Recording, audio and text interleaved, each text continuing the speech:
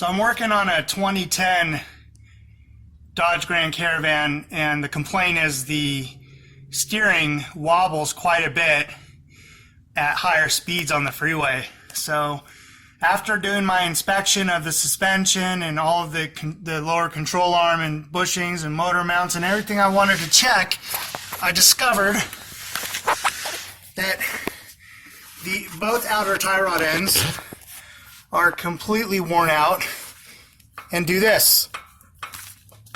Okay, so this is not a good sign. This means here that they're very worn out.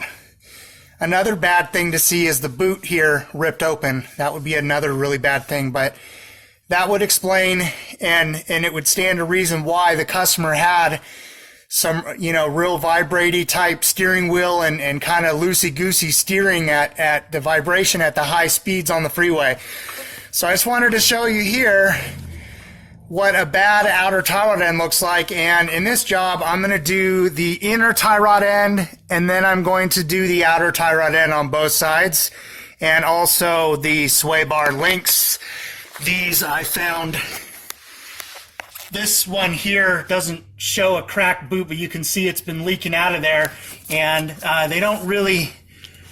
they're not super loose, but I'm moving. Oh, here we go. Made a liar out of me.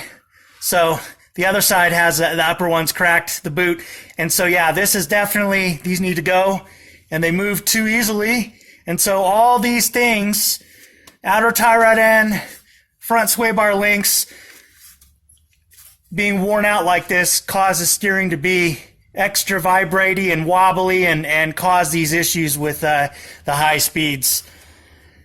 So hope you guys like this video. Please subscribe, like, and share, and I'll see you guys on the next one.